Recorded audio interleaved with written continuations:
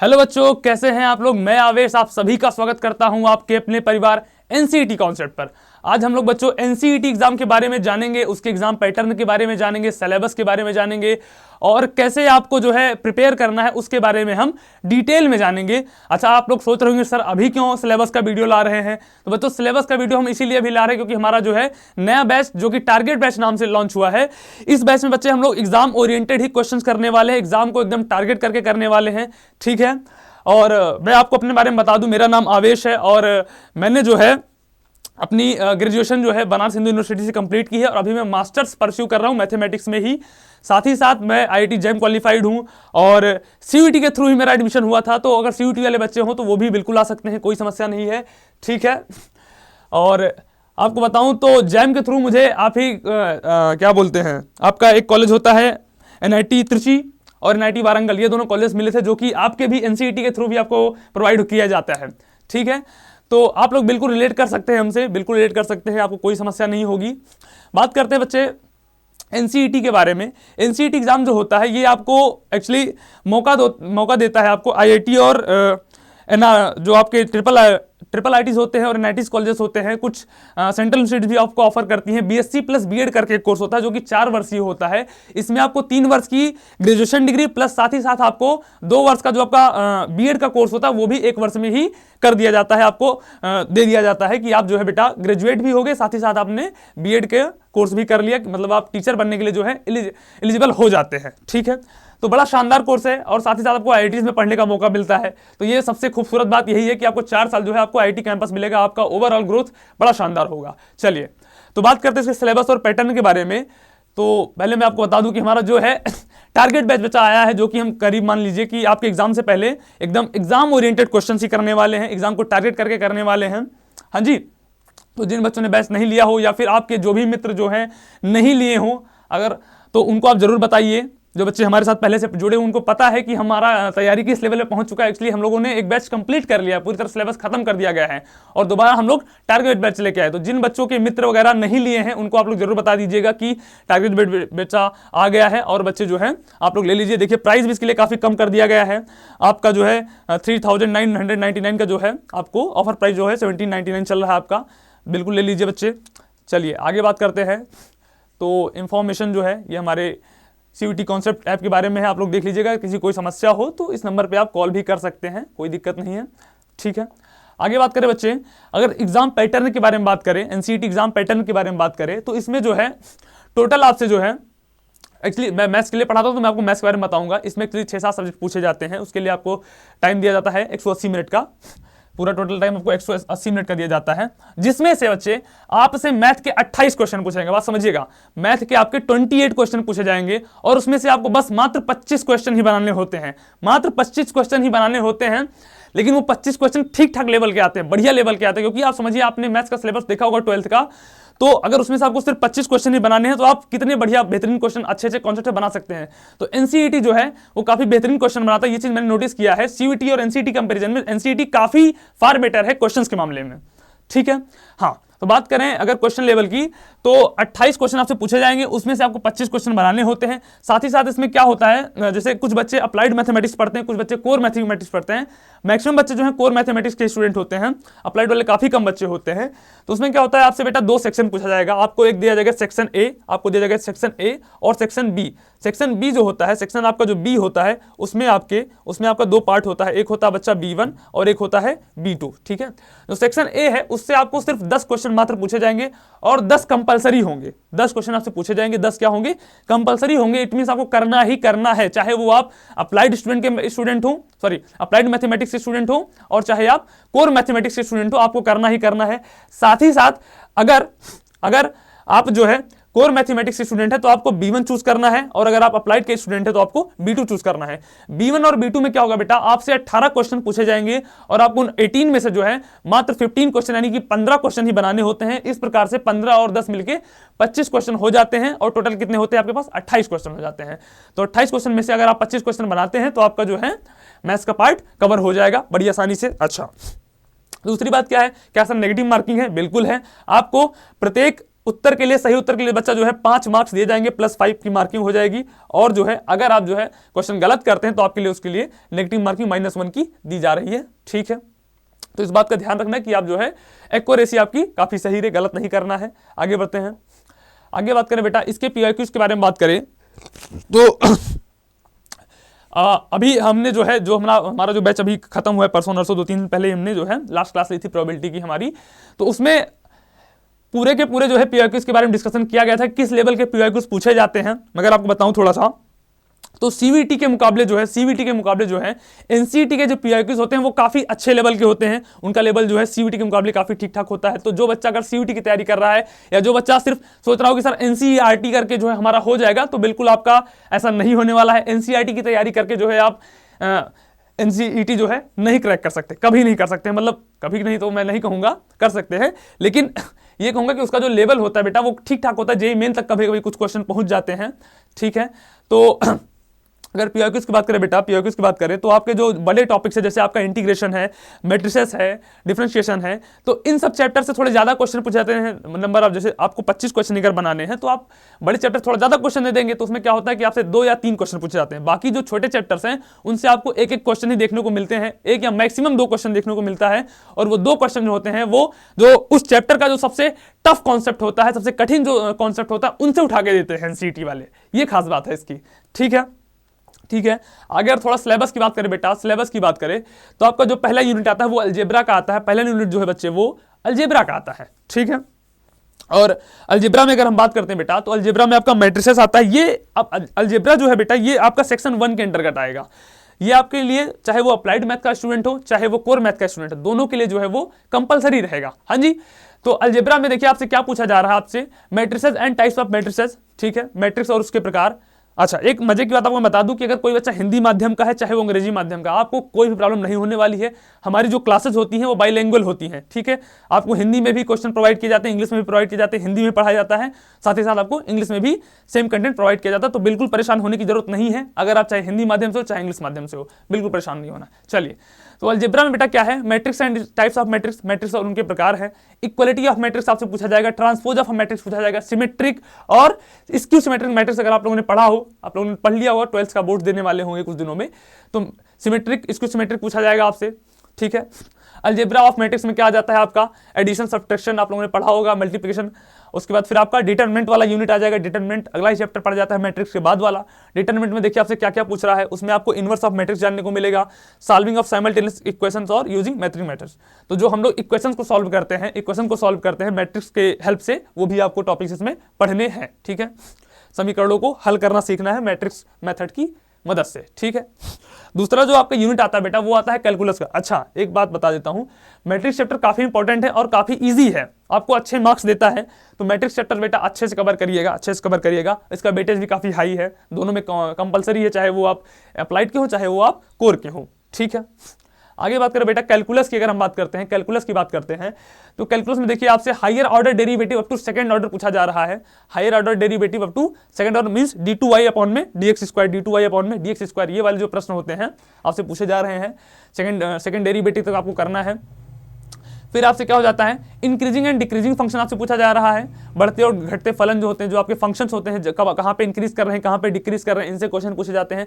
साथ ही साथ आपका जो फेवरेट टॉपिक है maxima and minima, maxima and minima.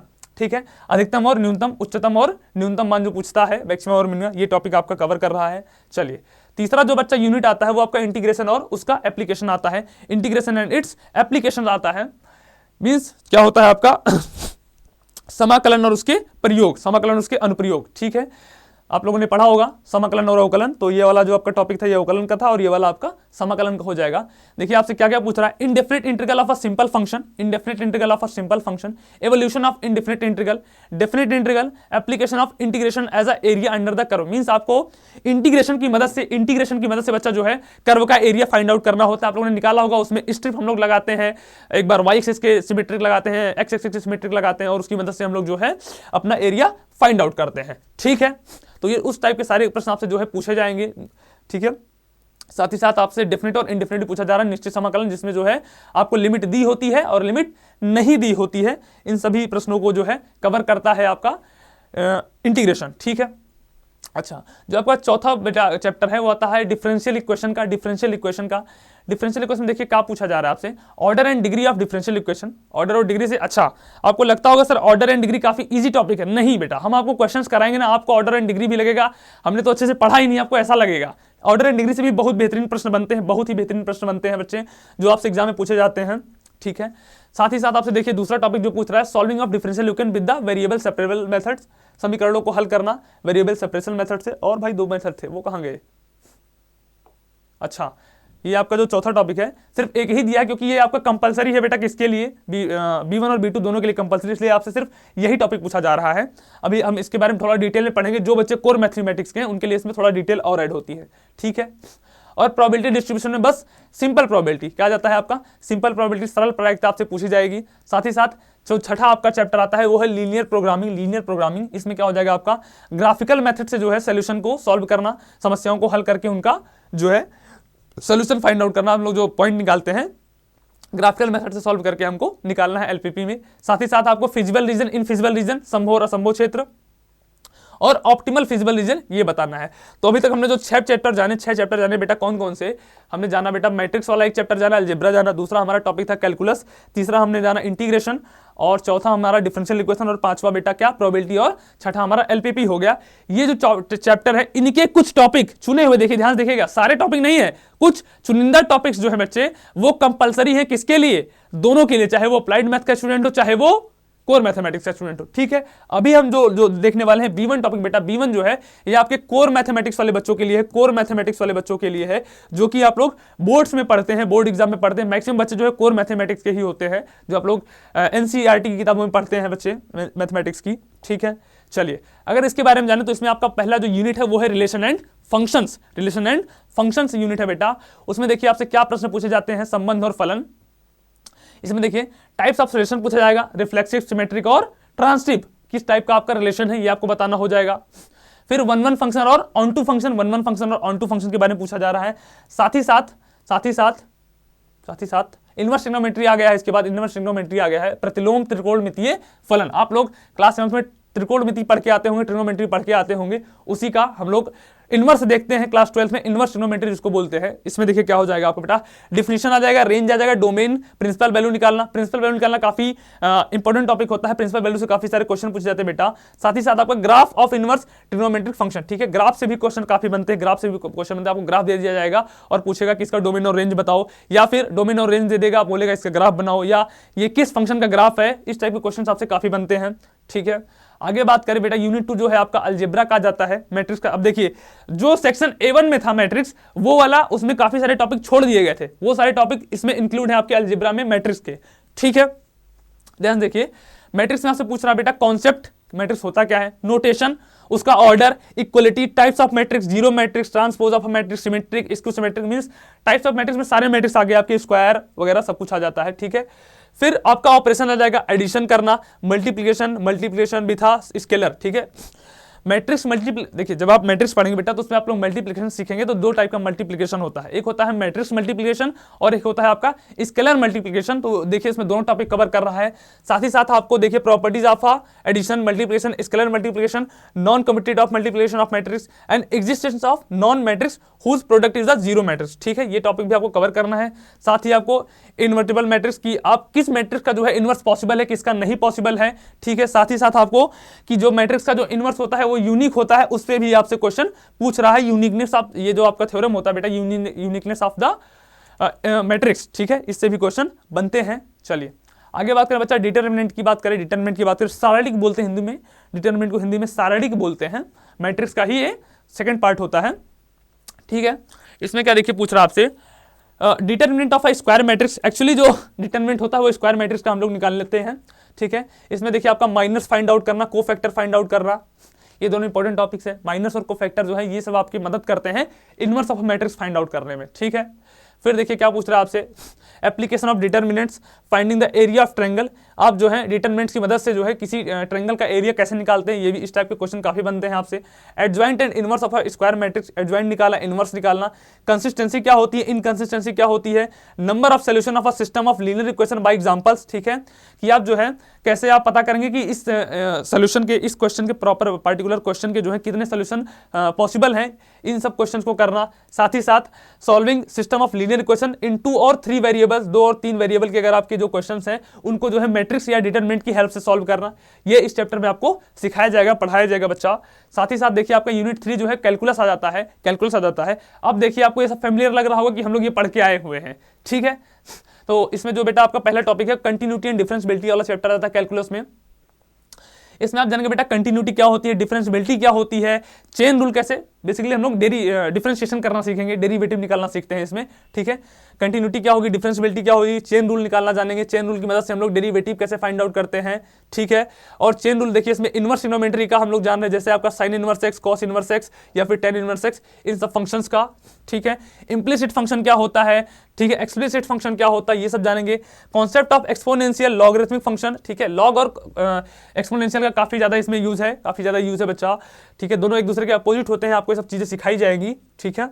आप लोगों ने पढ़ भी लिया होगा। और हम टारगेट बैच में जो है, हमारा target batch, actually target batch नाम इसीलिए रखा गया क्योंकि हम एग्जाम को एकदम टारगेट करके चलेंगे कि हमको सिर्फ एग्जाम ओरिएंटेड चीजें ही पढ़नी है, बिल्कुल इधर उधर भटकना नहीं है। मींस हम बोर्ड्स के लेवल की तैयारी आपको नहीं कराएंगे कि हम लंबे लंबे क्वेश्चन करा रहे हैं, नहीं। आपका एक्चुअली यार होता ही यही है कि एग्जाम का अगर आपको तैयारी करने बैठना है तो उसमें एग्जाम में आपको पता है कि आपसे पूछे जाएंगे ऑब्जेक्टिव टाइप क्वेश्चन, तो आपको ऑब्जेक्टिव टाइप क्वेश्चन को टैकल करना आना चाहिए, ये इंपॉर्टेंट हो जाता है, ठीक है। तो आपको टारगेट बैच में वही चीजें सिखाई जाएंगी कि आपको ऑब्जेक्टिव क्वेश्चन को कैसे कम समय में एक्यूरेसी के साथ टैकल करना है, ठीक है। चलिए आगे बात करते हैं बेटा। तो इसमें देख लीजिएगा आप लोग डेरिवेटिव ऑफ लॉगरिथमिक फंक्शन और एक्सपोनेंशियल फंक्शन का आपको पता करना है कैसे निकाला जाता है, ठीक है। और logarithmic differentiation, derivative of function express in parametric forms, ठीक है। Second order derivative d2y by dx square जो आपको बताया जा रहा था, उससे भी क्वेश्चन इसमें पूछे जाते हैं, ठीक है। आगे बढ़े बेटा, आगे बढ़े तो इसमें आ जाता है बेटा आपका application of derivatives, rate of change of quantities, कैसे आपका रेट ऑफ चेंज हो रहा है, ठीक है। Increasing decreasing function, maximum minimum आ गया बेटा, मैक्सिमम मिनिमम आ गया, ठीक है। उसके बाद साथ ही साथ आपका जाता है सिंपल प्रॉब्लम्स, किस पे आ जाएंगी, basic principle of understanding of the subject as well as real life solution, ठीक है। तो आपके रियल लाइफ एग्जांपल भी आ जाएंगे इसमें कि आप जो है अपने डिफरेंशिएशन का यूज जो है वो रियल लाइफ में कैसे करते हैं, ठीक है। आसान है, चीजें समझ जाएंगे। चलिए जो आपका तीसरा बच्चा जो टॉपिक है इसमें वो है आपका इंटीग्रेशन। आपका जो तीसरा टॉपिक बेटा आता है वो आपका इंटीग्रेशन हो जाता है। और देखिए इंटीग्रेशन से क्या क्या पूछ रहा है वो, integration as inverse process of differentiation, कि आपको जो इंटीग्रेशन होता है वो डिफरेंशिएशन का इनवर्स प्रोसेस होता है, ये आपको इसका कॉन्सेप्ट बताया जाएगा। साथ ही साथ देखिए पार्शियल फ्रैक्शन से करवा रहा है आपका इंटीग्रेशन, और कैसे करा रहा है बेटा, बाई पार्ट से करवा रहा है, बाई पार्ट से करवा रहा है। और देखिए evolution of simple integral of the following types, कौन कौन सा and problem based on them, ठीक है। आगे बात करें बेटा, देखिए ये जो आपको दिए गए हैं इन सभी इंटीग्रेशन को आपको सॉल्व करना है, इन सभी इंटीग्रेशन को आपको सॉल्व करना है, इन सभी को आपको सॉल्व करना है, ठीक है। पहले ये वाला बेटा नहीं था, अभी ये नया ऐड हुआ है, ध्यान से देख लीजिएगा। पहले ये वाला नहीं था, एक्स स्क्वायर अंडर रूट में integration of x square plus b x plus c, ये पूरा का पूरा आपका रूट में होता है, पूरा रूट में होता है बेटा, और यहाँ पे dx हो जाता है। ये वाला फंक्शन अभी पहले नहीं हुआ करता था, अभी नया नया ऐड हुआ है, ठीक है। चलिए और देखिए इसमें आपका कौन कौन सा तरीका, और बाई सब्स्टिट्यूशन हो गया, पार्शियल फ्रैक्शन हो गया, बाई पार्ट्स हो गया, और evolution of simple integration of the integration, ठीक है। फिर आपका जो चौथा टॉपिक है बेटा कैलकुलस का आपका हो जाता है एप्लीकेशन ऑफ इंटीग्रेशन हो जाता है। काफी आसान टॉपिक होता है, मुझे लगता है पर्सनली ये आसान लगता है। इसमें देखिए application in finding the area under the simple curve, आपको जो है कर्व दे देता है और आपको उसका एरिया निकालना होता है बेटा, उसका एरिया जो है आपको बताना होता है। इंटीग्रेशन की मदद से हम लोग उसका एरिया फाइंड आउट करते हैं। देखिए इसमें दिया गया है स्पेशली लाइंस का area, circles, parabola, ellipse, means आपको क्या दे देता है बेटा, क्या दे देता है, सर्कल, इलिप्स और पैराबोला और लाइन जो है इन सबका मिक्स कर करके जो है आपको क्वेश्चन बना के दे देगा, कर्व बना के दे देगा और बोलेगा इसका एरिया जो है आप फाइंड आउट करिए, किसकी मदद से, इंटीग्रेशन की मदद से। हाँ जी, इंटीग्रेशन की मदद से जो है इसका एरिया आप फाइंड करिए। तो ये चीजें पूछी जाती हैं आपसे बेटा। और देखिए कैलकुलस का जो पांचवा पार्ट है वो है आपका डिफरेंशियल इक्वेशन हो जाता है। इसमें जो है बेटा आप इंटीग्रेशन और डिफरेंशिएशन की मदद से जो है इक्वेशंस को बनाते हैं, उसको सॉल्व करते हैं। तो ये जो टॉपिक होता है आपका डिफरेंशियल इक्वेशंस का होता है। इसमें देखिए बच्चे, आप डिफिनेशन जानेंगे, इसका ऑर्डर एंड डिग्री जानेंगे, general and particular solution of a differential equation क्या होता है, इसका हम लोग सोल्यूशन कैसे निकालते हैं और कैसे जो हम लोग उसका ऑर्डर और डिग्री डिफाइन करते हैं, ठीक है, ये सब चीजें हम लोग डिफरेंशियल इक्वेशन में पढ़ेंगे। साथ ही साथ देखिए बेटा, differential equation by method of separation of variable, differential equation को सॉल्व करना किस मेथड से, separation of variable, solution of homogeneous differential equation, homogeneous भी इसमें जानेंगे हम लोग। साथ ही साथ देखिए बेटा, first order and first degree, solution of linear differential equation of the type, ठीक है। तो इन सब तरीकों से जो है हम लोग डिफरेंशियल इक्वेशन को सॉल्व करना सीखेंगे। अभी आप लोगों ने सेक्शन A1 में आपने देखा था, ए में देखा था, उसमें सिर्फ आपका एक ही टॉपिक था, ये सेपरेशन ऑफ वेरिएबल था, ठीक है। सेपरेशन ऑफ वेरिएबल मेथड से आपको जो है डिफरेंशियल इक्वेशन सॉल्व करना सिखाया जाता था। जबकि जब आप B1 में घुसते हैं, कोर में घुसते हैं, तो आपको कई सारी चीजें और पढ़नी होती है, ठीक है। आगे बढ़े बेटा, आगे बढ़े। देखिए यहाँ पे दिया गया है कि आपका जो टॉपिक होगा डिफरेंशियल इक्वेशन का वो ये वाला होगा।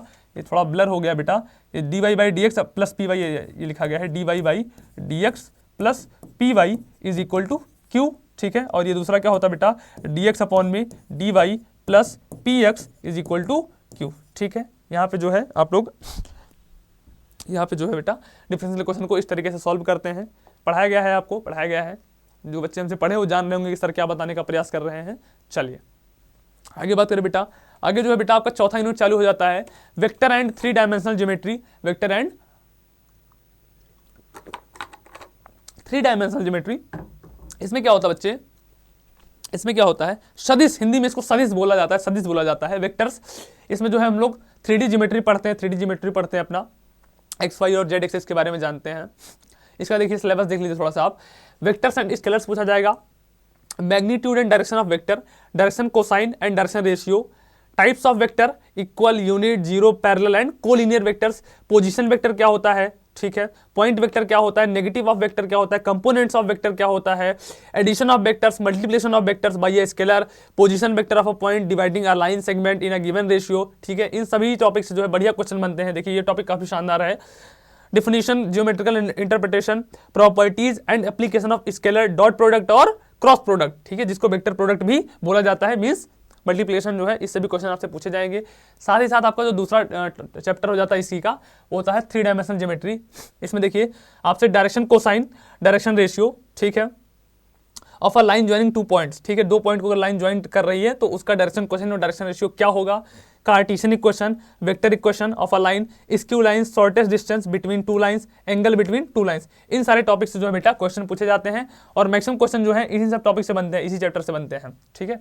2 क्वेश्चन से पूछे जाते हैं, 2 या 3 क्वेश्चन पूछे जाएंगे, तो 1 क्वेश्चन इस चैप्टर से उठा लेता है एनसीटी में, 2 क्वेश्चन इस चैप्टर से उठा लेता है, ठीक है।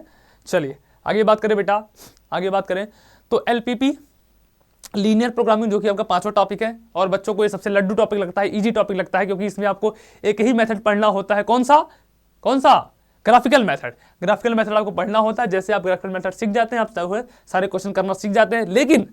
लेकिन जो एग्जाम है बेटा, एग्जाम है, पेपर बनाने वाला एग्जामिनर जो है आपसे वो थ्योरी के क्वेश्चन पूछ लेता है। फिजिबल रीजन क्या होता है, इनफिजिबल रीजन क्या होता है, इन सब टॉपिक से क्वेश्चन पूछ लेता है। ऑप्टिमल फिजिबल रीजन क्या होता है, ठीक है, ट्राइबल सोल्यूशन क्या होता है, नॉन ट्राइबल सोल्यूशन क्या होता है, कॉन्स्टेंट्स क्या होते हैं, इन सब टॉपिक से क्वेश्चन पूछ लेता है। तो आप लोग जो है पलट जाते हैं, अरे हम तो यार ग्राफिकल मेथड सीख के आए थे, सोल्यूशन निकालना सीख के आए थे, ये सब क्या पूछ रहा है, ठीक है। तो एग्जामिनर भी बड़ा चालाक होता है, ठीक है। तो आपको उसके माइंडसेट के हिसाब से पढ़ना है बेटा, ठीक है, उसके माइंडसेट के हिसाब से आपको पढ़ाई करनी है। तो आपको देखिए यहाँ पे लिखा गया है कि इंट्रोडक्शन और रिलेटेड टर्मिनोलॉजी, आपको सारी टर्मिनोलॉजी जाननी पड़ेगी, क्या क्या होता है। जैसे आपका ऑप्टिमाइजेशन क्या है बेटा, graphical method of solution of problem in 2 variables, feasible region क्या होता है, इनफिजिबल रीजन क्या होता है, बाउंडेड और अनबाउंडेड, ठीक है, फिजिबल एंड इनफिजिबल सॉल्यूशन क्या होता है, ऑप्टिमल फिजिबल सॉल्यूशन क्या होता है, इन सारे टॉपिक्स को आपको समझना है, ठीक है। चलिए इससे बेटा 1 या 2 प्रश्न पूछे जाते हैं एनसीईटी में, ठीक है, मैक्सिमम 2 प्रश्न पूछे जाते हैं, या कम से कम 1 तो पूछा ही जाता है, और अच्छा प्रश्न पूछा जाता है, ठीक है। आगे बढ़े बेटा, आगे बढ़े तो आपका फेवरेट टॉपिक आ जाता है प्रोबेबिलिटी, ठीक है, मेरा भी पर्सनल फेवरेट टॉपिक है, अभी मैंने इसको पढ़ाया, काफी मजेदार टॉपिक है, और एनसीईटी में से काफी अच्छे लेवल के प्रश्न पूछे गए थे। मींस मैंने ग्रेजुएशन में जो क्वेश्चन देखे थे उन लेवल के प्रश्न जो है स्टैटिस्टिक्स में जो है प्रोबेबिलिटी से पूछे गए थे, ठीक है।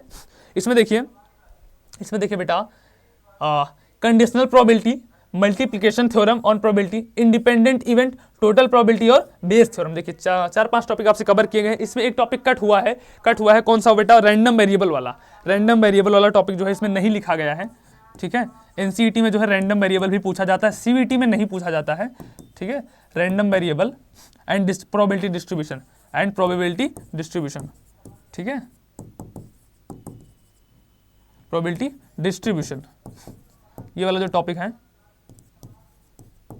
ये वाला टॉपिक इसमें नहीं लिखा है बेटा, random variable and probability distribution, इससे भी आपसे क्वेश्चन पूछे जाते हैं। काफी शानदार टॉपिक है बेटा, इससे अच्छे प्रश्न बन जाते हैं। ठीक है, ये थोड़ा सा ऊपर का टॉपिक है, थोड़ा सा ऊपर का टॉपिक होता है। और बेस थ्योरम, एक्चुअली आपसे जो एनसीटी में प्रश्न पूछे जाते हैं वो आपसे मैक्सिमम बेस थ्योरम से या इस टॉपिक से, या कभी कभार करेगा तो मल्टीप्लिकेशन थ्योरम से पूछ लेता है बस। ठीक है, तो आपको ये सारे टॉपिक जो है बच्चे अच्छे से कवर करने हैं, अच्छे से कवर करने हैं।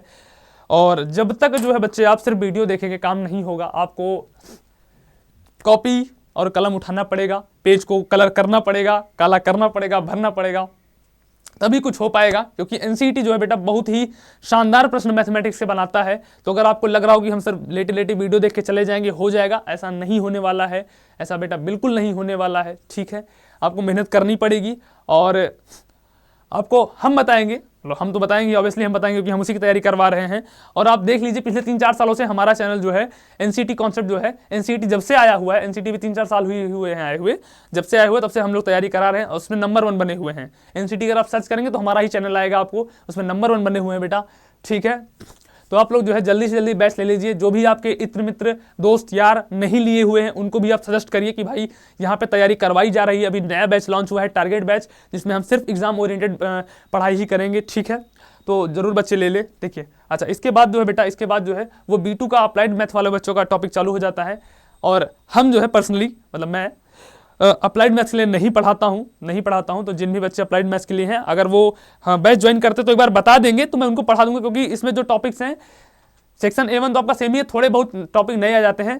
जैसे जो बच्चे कॉमर्स बैकग्राउंड से, उनके लिए काफ़ी आसान होता है। ठीक है, देखिए मिक्सचर एंड एलिगेशन पूछ रहा है, न्यूमेरिकल प्रॉब्लम्स पूछ रहा है, बोट और स्ट्रीम पूछ रहा है, एसएससी के एग्जाम्स के क्वेश्चन मान लीजिए पूछ रहा है, पाइप एंड सिस्टम से क्वेश्चन आ रहे हैं, रेसेस एंड गेम्स। ठीक है, मैट्रिक्स, देखिए अब यूनिट 2 में अलजेब्रा वही आ जाएगा आपका, मैट्रिक्स वाला ही।